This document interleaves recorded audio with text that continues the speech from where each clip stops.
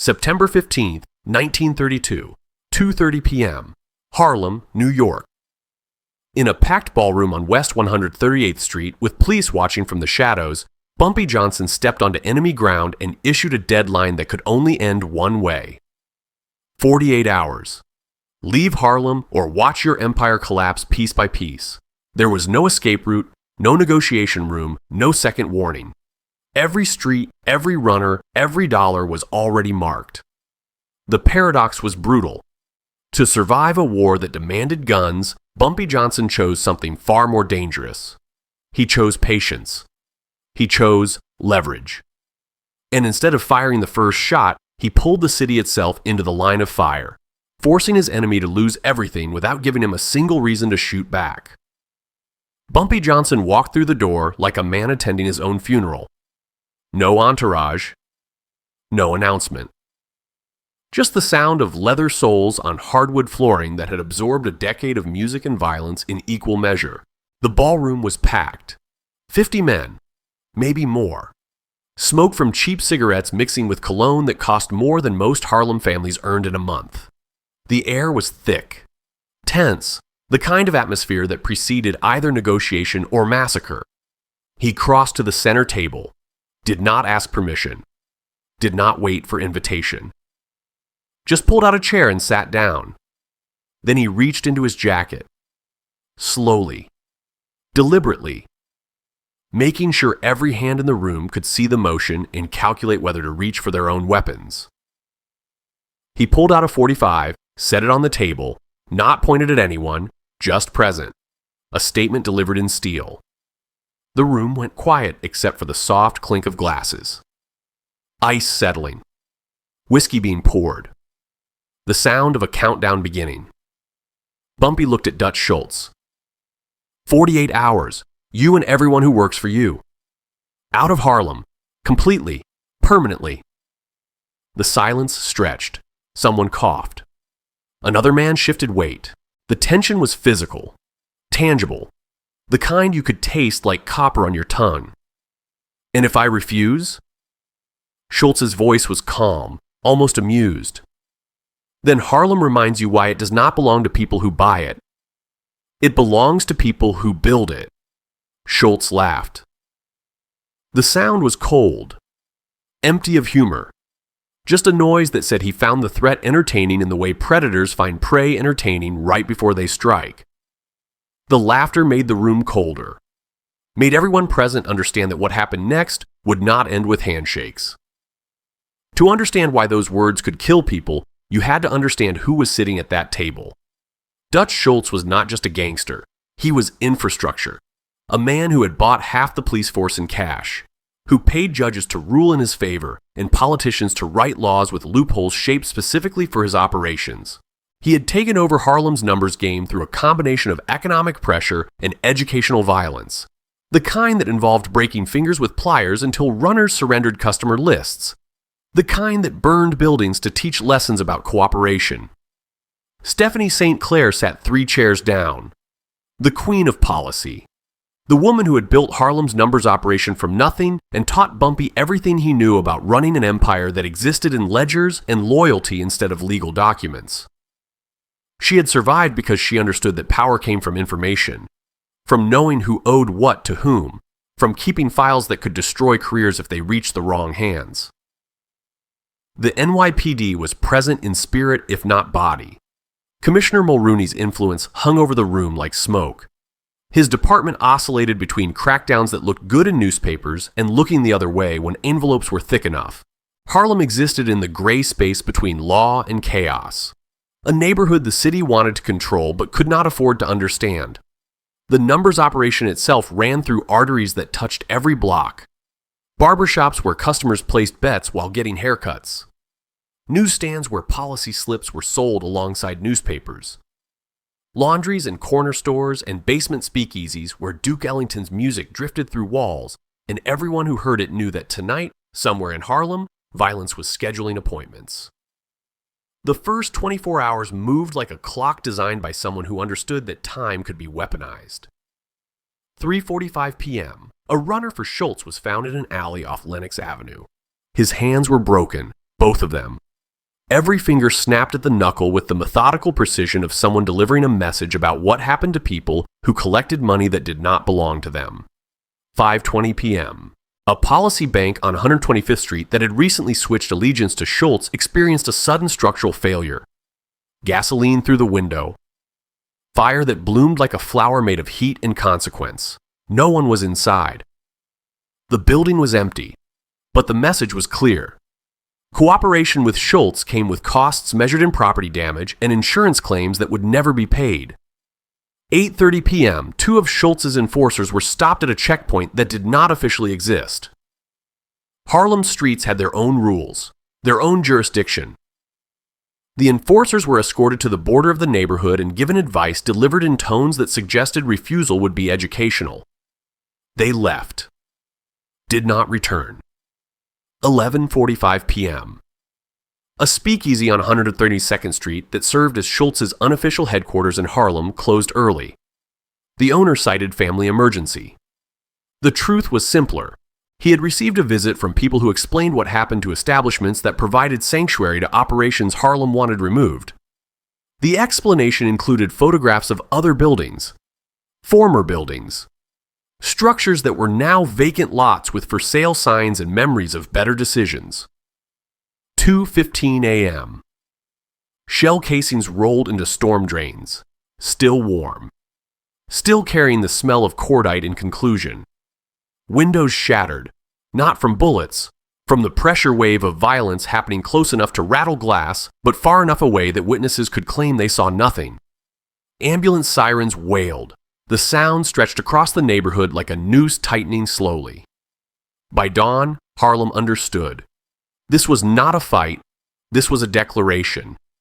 A statement written in consequences that said the rules were being rewritten and anyone who wanted to survive needed to choose sides before the choosing was done for them. This was no longer about territory. It was about whether Harlem would be governed by people who lived there or conquered by people who saw it as a resource to be extracted. And Bumpy Johnson had just fired the opening shot in a war where bullets were only one of many weapons available. 27 hours remained when Harlem began shutting down. Not because of police order, because of survival instinct. The kind that made store owners pull security gates early and lock them with sounds like hammers driving nails into coffin lids. Metal on metal. Final. The rattle echoed down blocks that were usually alive until midnight. Now they were empty by dusk. Families stayed inside, lights off, curtains drawn. Children were told to be quiet and stay away from windows. The neighborhood understood what was coming, had seen it before, knew that when men like Bumpy Johnson and Dutch Schultz started marking territory, the safest place to be was invisible. Police checkpoints appeared on major intersections, uniforms with riot guns standing under streetlights like sentries guarding a border that kept shifting. They were not there to prevent violence, they were there to contain it. To make sure whatever happened in Harlem stayed in Harlem and did not spill into neighborhoods where white voters lived and complained to politicians who actually listened. Churches stayed open. The cold inside was worse than outside. Stone walls that held centuries of prayers and none of the warmth. People knelt on hard wood and whispered to God about protection while their breath came out in clouds that looked like souls escaping early. The pews creaked. The candles flickered. And everyone wondered if tomorrow they would be mourning someone they knew. Meanwhile, Schultz was moving pieces on a board that stretched beyond Harlem. Calls went out to the Bronx, to Newark, to every crew that owed him favors or feared his retaliation. Men who knew how to turn neighborhoods into examples. Who had done it in labor strikes and bootlegging wars and territorial disputes that ended with entire blocks learning new definitions of compliance. They were told to pack weapons and prepare for deployment. That Harlem needed education and Schultz's crew would be the teachers. But Bumpy Johnson did not fight wars the way other men fought them. He did not just gather guns and wait for enemies to appear so he could shoot them.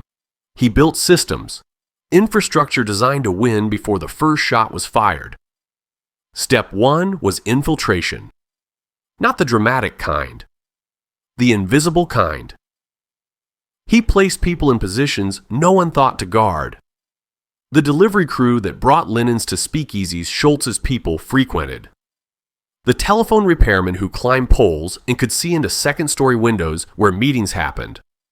The liquor distributor whose trucks made runs to policy banks and whose drivers remembered routes and schedules and how many men guarded which locations. The most elegant placement was the funeral home. Harlem buried its own. And in 1932, there were always funerals, shootings, sickness. The routine cruelty of poverty and violence that kept mortuaries busy. Bumpy placed someone with the pallbearers, a man who carried caskets and observed who attended which funerals, who stood with whom, which crews paid respects, and which stayed away. Funerals were intelligence gold mines. People dropped their guard around grief, spoke freely about business because they assumed everyone present was focused on the deceased. The information flowed back like water finding cracks. Maps were drawn, not on paper, in memory. Every policy bank Schultz controlled. Every safe house where money was counted. Every route his collectors took. The times they changed shifts. The moments when they were most vulnerable. Bumpy was not preparing to fight a war. He was preparing to dismantle an infrastructure so completely that fighting would become unnecessary. Then the leak appeared. One of Schultz's lieutenants mentioned something he should not have known. A location Bumpy's people had scouted but never discussed openly. A schedule that existed only in the minds of 3 trusted operators. The betrayal was small, specific. The kind that came from someone close enough to hear planning, but not close enough to know why certain information was compartmentalized. Bumpy identified the source within 6 hours. A numbers runner named Clayton, 24 years old, ambitious, greedy. The kind who saw Schultz's money and believed switching sides was the smart play. He had been feeding information for 2 weeks, small details, nothing that seemed critical individually, but aggregated enough to give Schultz warning that Bumpy's network was more sophisticated than expected. The obvious move was elimination. Quick. Public. A message about loyalty delivered in methods that made other potential betrayers reconsider their options. But Bumpy did not make obvious moves. He made strategic ones. He let Clayton live, let him continue operating, let him believe his betrayal was undetected. And then Bumpy started feeding Clayton information, carefully constructed, designed to be passed to Schultz, false schedules, fake vulnerabilities, bait that would make Schultz commit resources to targets that did not exist or were more heavily defended than intelligence suggested. Clayton became a weapon, a channel through which misinformation could flow directly to the enemy, and Schultz, confident in his source, would make decisions based on data that was architected to produce his defeat. Stephanie St. Clair said it when she learned what Bumpy was doing. "You are turning his spy into your messenger." Better, I am turning his confidence into his blindness. When he moves against us, he will be moving against ghosts. And while he is fighting shadows, we will be destroying foundations. The countdown continued, 27 hours and shrinking. Schultz was gathering forces. Bumpy was gathering information.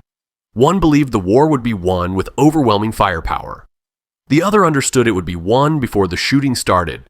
And in the cold mathematics of conflict, the side that controlled information usually controlled outcomes. Harlem waited, watched, prayed. And in the careful dark of strategy, Bumpy Johnson was building a trap disguised as a battlefield. 16 hours remained when Schultz changed tactics. He stopped using bullets and started using money. The kind of economic warfare that crushed competitors without creating headlines or bodies that required explanation. He lowered the odds on popular numbers, paid out winnings at rates that exceeded profitability, flooded Harlem with cash designed to bleed Bumpy's operations dry through sheer unsustainable generosity. The strategy was simple, brutal. Make it more profitable for runners to work for Schultz than for anyone else. Make customers choose between loyalty to Harlem operators and winnings that could feed families for weeks. Turn the neighborhood's survival instinct against itself. Force people to choose between principle and putting food on tables. Harlem stood on a blade's edge, wanting to expel the outsider who treated their community like a resource to be extracted, but terrified that resistance would turn streets into graveyards, that children would step over bodies on their way to school, that the price of independence would be measured in funerals no one could afford. The smell of printer's ink hung in the air, policy slips being run off basement presses, carbon smudging fingers, the stain of small money handled in large volumes, nickels and dimes that accumulated into fortunes when multiplied across thousands of daily bets. Radios crackled in corner stores, voices reading numbers, announcing winners. The soundtrack of an economy that existed in margins the law pretended not to see. But Bumpy Johnson understood that Schultz's economic assault had vulnerabilities. The money had to come from somewhere, had to flow through channels that could be identified and severed. And more importantly, Schultz's operation in Harlem required infrastructure he did not fully control. Police he had purchased, judges he had compromised, politicians who took envelopes and provided protection. Step 2 was leverage, not the kind delivered at gunpoint, the kind that made opponents pay the highest price in the currency they valued most. Reputation, legitimacy, the illusion that their corruption was sophisticated instead of crude. Stephanie St. Clair's files provided the foundation. Photographs, ledgers, documented transactions between Schultz's bagmen and the officials who made his operations possible. Not vague accusations, specific evidence, serial numbers on bills, dates and locations of meetings. The kind of documentation that would survive cross-examination and destroy careers. But the real leverage was not the evidence itself. It was what the evidence represented. Schultz had built his Harlem operation by convincing police and judges that working with him was profitable and safe, that the arrangement would remain invisible, that cooperation would never become public embarrassment. The files proved that assumption was conditional, that Bumpy could make the arrangement very public very quickly if circumstances required. The second pressure point was honor, the peculiar code that governed men who operated outside law but inside their own twisted version of ethics. Schultz styled himself as a businessman, a professional, someone who used violence strategically rather than emotionally. Being exposed as someone whose corruption was documented and could be verified would damage him with the other families, would make him look reckless, unsophisticated, the kind of operator who left evidence lying around for enemies to collect. The meeting happened in a church basement, St. Philip's Episcopal on 134th Street. Neutral ground, sacred ground. The kind of location where even men comfortable with violence observed certain restraints. The air was cold, damp, the kind that made breath visible and turned silence into something you could hear. A bottle of Barolo 1934 sat on the table, opened but barely touched. The smell of aged wine mixing with stone and old wood. Crystal glasses that caught candlelight like they were collecting evidence of pretended civility. Schultz sat across from Teddy Green, Bumpy's lawyer. The setup was deliberate. No direct confrontation between principals, just representatives. Plausible deniability wrapped in ecclesial architecture. Green slid an envelope across the table. Photographs, ledger entries, testimony from 3 witnesses willing to testify before grand juries about payments made to Captain Morrison, Judge Crater, and Assemblyman Hines. All connected to your operations in Harlem. All documented with sufficient detail to survive prosecution. Schultz did not open the envelope. This is extortion. This is information. What you do with it determines whether it remains private or becomes public record. Green's voice was clinical, precise. Mr. Johnson is offering a transaction. You withdraw from Harlem, completely, permanently. In exchange, these materials remain sealed. The officials you have compromised continue their careers unmolested. Everyone proceeds as if this conversation never happened. And if I refuse? Then these materials reach the district attorney's office, the newspapers, reform organizations that would very much like to demonstrate that Tammany Hall's corruption extends beyond rhetoric. Your political protection evaporates. Your operations face scrutiny you cannot survive. And the officials you purchased will be very interested in cooperating with investigators to reduce their own sentences. The wine sat untouched. The candles burned lower. Outside, Harlem continued its countdown. Inside, Two men negotiated a war's end using words instead of weapons. Schultz's jaw tightened. Bumpy thinks he can threaten me into retreat.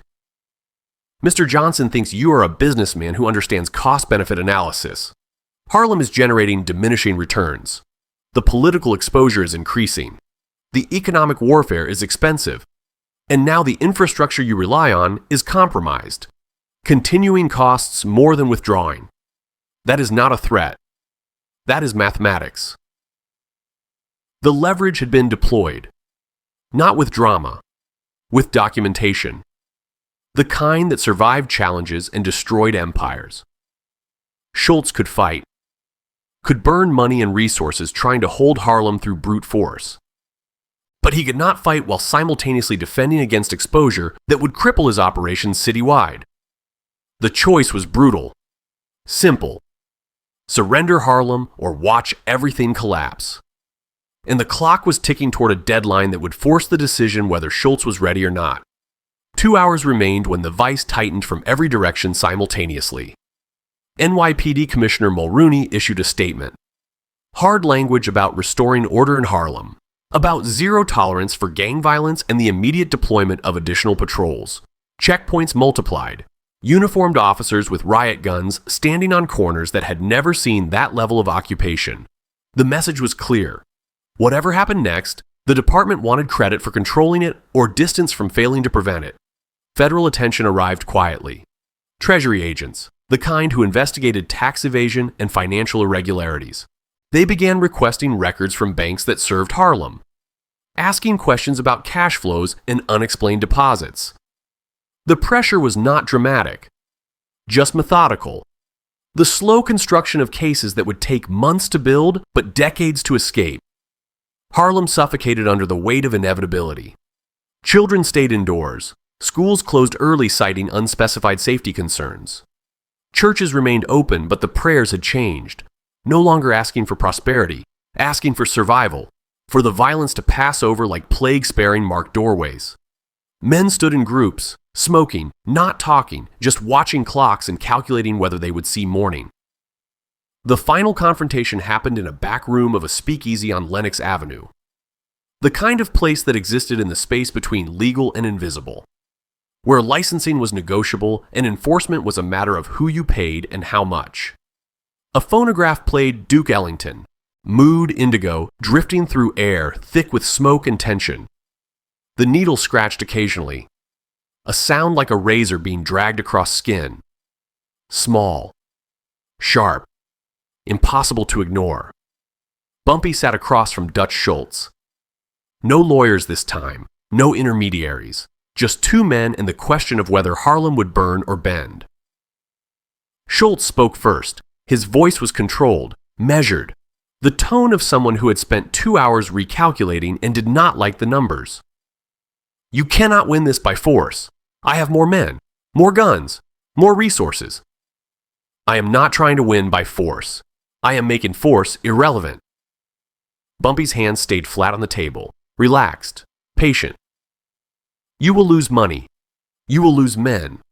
You will lose Harlem, not because I shoot better, because I made the cost of staying higher than the value of winning. I have police protection. You have police who take money. That is not the same as protection. The moment those envelopes become public record, those police become liabilities. They will cooperate with investigators to save themselves. They will testify against you to reduce their own sentences. Your protection is conditional. Mine is structural. I have Harlem. Every block, every business, every person who understands that their survival depends on keeping outsiders from turning this neighborhood into a war zone. Schultz leaned back. You are bluffing. I am calculating, and my calculation says you cannot afford a war that destroys the revenue stream you came here to capture. You cannot afford federal investigation into books that will not survive audit. You cannot afford to be the gangster who started a race war in Harlem and gave reformers the ammunition they need to dismantle Tammany Hall. Bumpy's voice dropped, quieter, colder. You have 2 hours to leave, or you have 2 hours to start a fight that costs more than you will ever recover. Choose. The phonograph needle reached the end of the record. Scratched, Repeated. The sound filled the silence like a countdown audible only to people who understood what was about to end. Schultz's jaw tightened. I am proposing a deal. I withdraw half my operations. You keep your territory. We split the revenue from numbers. Everybody profits. Everybody survives. The offer hung in the air. Tempting. Pragmatic. A way to end the crisis without bloodshed. To save Harlem from the violence that was scheduled to begin in less than 2 hours. But Bumpy understood what the deal actually represented. Surrender disguised as compromise. An acknowledgement that Schultz could remain in Harlem as long as he paid tribute. That outside operators could claim pieces of the neighborhood if they negotiated correctly. No. No. You do not understand what I am protecting. This is not about revenue. This is about whether Harlem belongs to people who live here or people who extract from here. Your deal keeps you present, keeps you claiming legitimacy, keeps the door open for every other operator who thinks they can buy their way into a neighborhood that is not for sale. Schultz's face hardened. You are choosing war over profit. I am choosing principle over compromise. And my principle is simple. You do not just withdraw your people, you withdraw your method. No more buying police to ignore violations. No more economic warfare designed to crush local operators. No more treating Harlem like territory to be conquered. You leave completely, or you fight a war where winning costs everything and losing costs more. The clock on the wall ticked. Loud. Deliberate. Each second a step closer to a deadline that would force decisions no one wanted to make. Schultz stared at Bumpy, searching for weakness, for hesitation, for any sign that the threat was performance instead of promise. He found nothing, just certainty, the kind that came from someone who had calculated every angle and arrived at a conclusion that would not change regardless of pressure applied. You are insane. I am committed. There is a difference. Bumpy stood. 2 hours. Your people leave Harlem. Your operations cease. Your influence ends. Or at 2:30, everything we have built toward stopping you becomes operational. And I promise you, the cost will exceed any profit you ever imagined extracting from this neighborhood. He walked out, left Schultz sitting alone with a phonograph playing and a decision that would determine whether he was smart enough to recognize defeat or arrogant enough to demand destruction. Outside, Harlem waited. 2 hours from either peace or catastrophe. And Bumpy Johnson had just bet everything that Dutch Schultz was a businessman before he was a gangster. That calculation would triumph over pride. That survival would win over stubbornness. The countdown continued. And somewhere in the careful math of organized crime, an empire was deciding whether to retreat or collapse. Harlem held its breath. Not metaphorically. Actually. People stopped mid-conversation, froze mid-step, listened for the sound that would announce whether the neighborhood survived or burned. Gunmen were in position, rooftops, alleyways, behind windows with clear sightlines to streets that had been mapped and memorized. Fingers rested on triggers. Safeties were off. The machinery of violence was loaded and aimed, waiting only for the signal to begin. But the signal did not come. Not yet. The silence was worse than shooting. It stretched, tightened, made every small sound feel like detonation.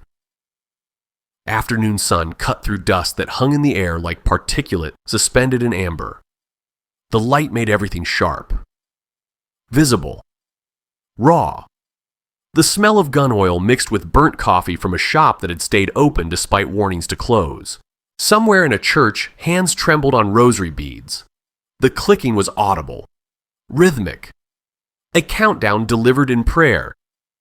Bumpy Johnson stood on a corner of 135th and Lenox. Visible. Exposed. Making himself a target if Schultz chose violence over calculation. But visibility was the point. Showing Harlem that their protector was present. That leadership did not hide when consequences arrived. That principle required presence. At 2:35, the first evidence appeared. Schultz's collectors began leaving their posts.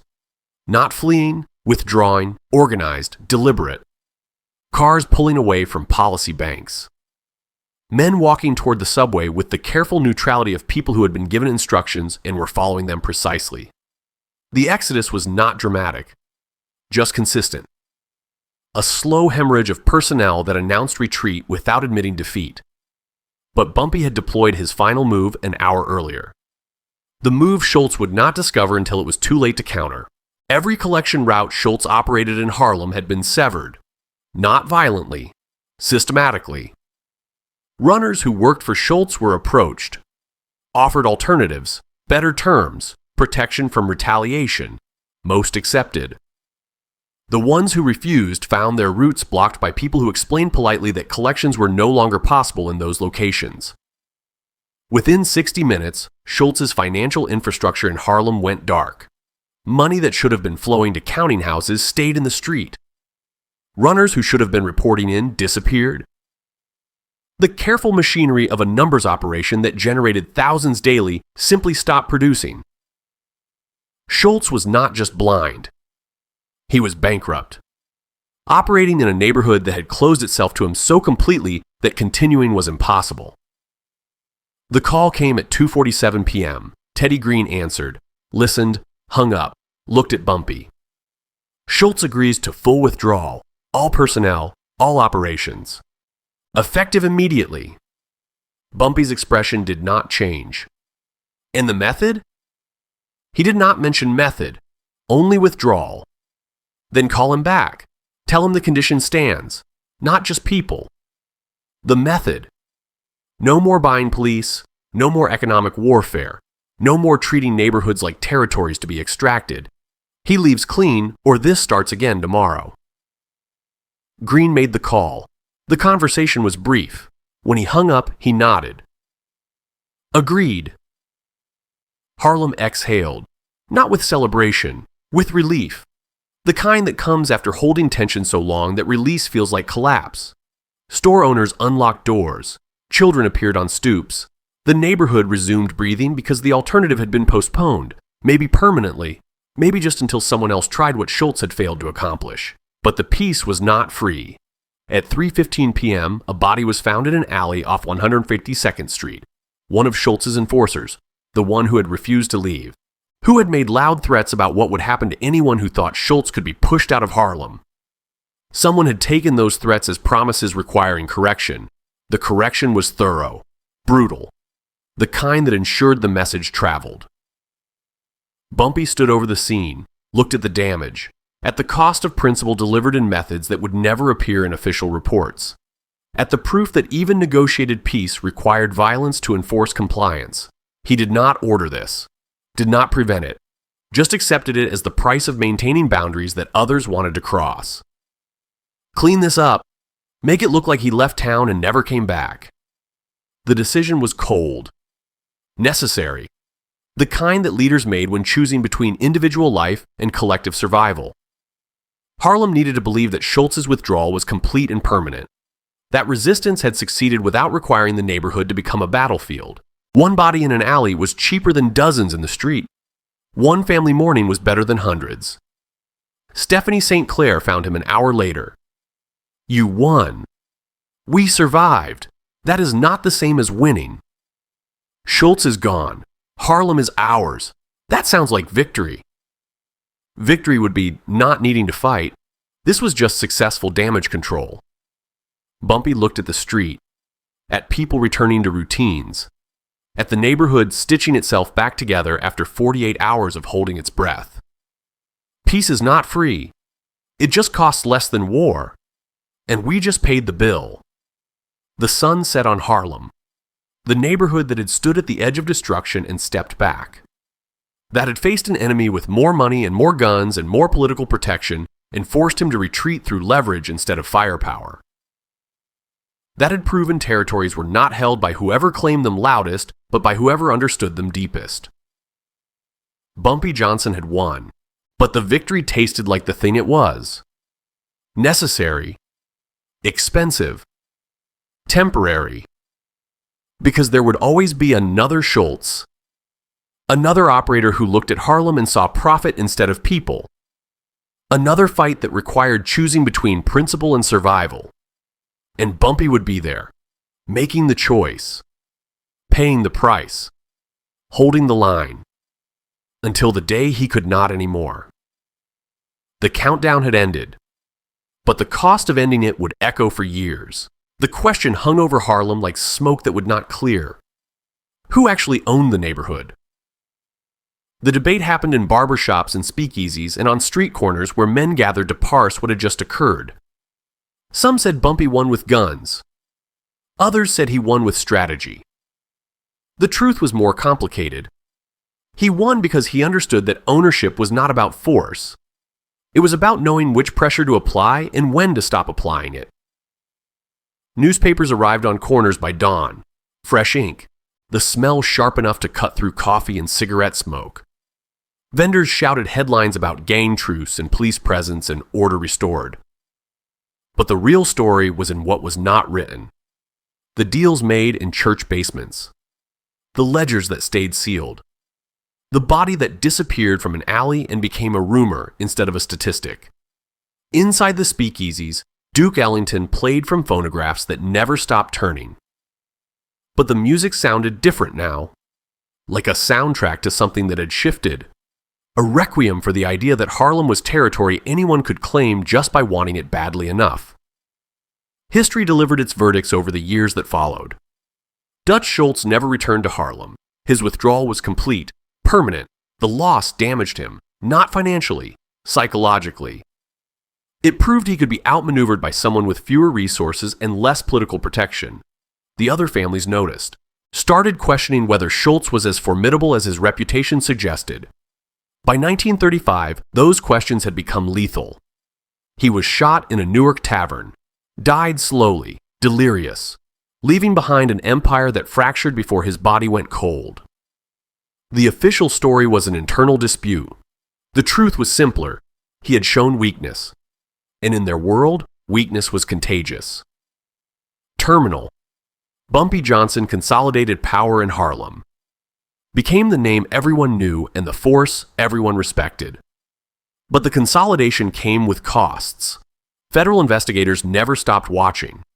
The IRS built cases brick by brick. NYPD alternated between accommodation and crackdown depending on which way political winds blew. Bumpy lived in constant balance, between serving his community and operating outside its laws, between protection and extraction, between being Harlem's guardian and its most successful criminal. He navigated that balance for decades. Died in 1968. Not from violence, from the accumulated stress of holding contradictions together through force of will. Stephanie St. Clair, the queen of numbers, stepped back gradually, passed operations to younger hands. Her legacy was not the money she made, but the system she built. The numbers game as economic infrastructure. A way for poor neighborhoods to generate capital that banks would never provide. She proved that illegal enterprise could be organized with the precision of legitimate business. That ledgers and loyalty mattered more than guns. That women could command empires in worlds designed to exclude them. Her methods outlived her influence. The blueprint remained. The NYPD and federal agencies learned lessons too. The Schultz-Johnson confrontation demonstrated that gang warfare could be contained through pressure on financial infrastructure rather than military occupation. Treasury agents began targeting tax evasion, building cases that put gangsters in prison without requiring witness testimony that could be intimidated or purchased. The shift was gradual, methodical. The beginning of an era where accountants were more dangerous to organized crime than policemen with guns. The new order in Harlem was clear. The neighborhood was not open territory, not a resource to be extracted by whoever arrived with money and violence. It belonged to people who understood that communities were not conquered, they were earned.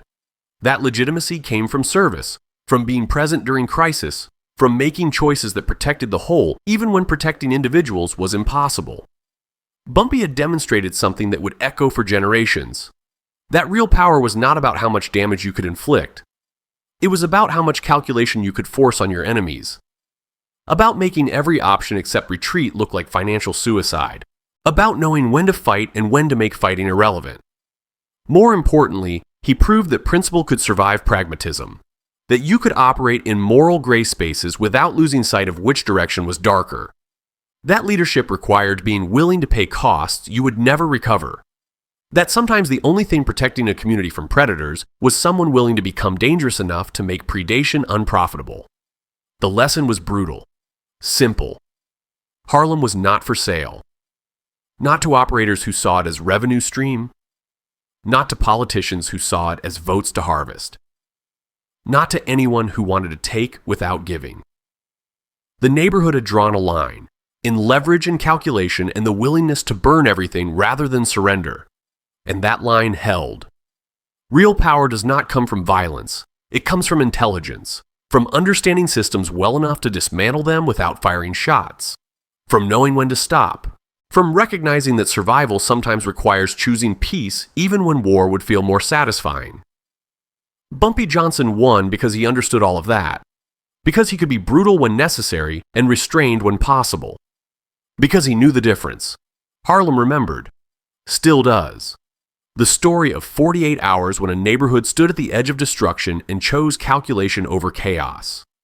When a man with less of everything except understanding proved that territories belonged to whoever knew them best. When principle survived because someone was willing to make it survive. The legacy was not peace, it was precedent. The understanding that Harlem could not be conquered, could not be purchased, could only be respected or rejected. And rejection, properly executed, was delivered with the kind of finality that discouraged repetition. Where are you watching this from in the world right now? Comment your city below. Let Harlem know how far this story has traveled. Let history see how many people understand that some battles are won before the first shot. That intelligence defeats force. That knowing when to stop is more powerful than knowing how to start. The countdown had ended. But the lesson would echo for as long as people remembered that power was not about strength. It was about strategy. And strategy, properly applied, could move mountains without touching them. If this story of dignity, strategy, and the quiet power that reshaped the streets moved you, take a second to subscribe and leave a like. Share it with someone who believes that true authority isn't always loud and that principles still matter when the room goes silent. Tell me in the comments, what would you have done in that moment with everything on the line? Stay sharp. Stay grounded. I'll see you in the next story.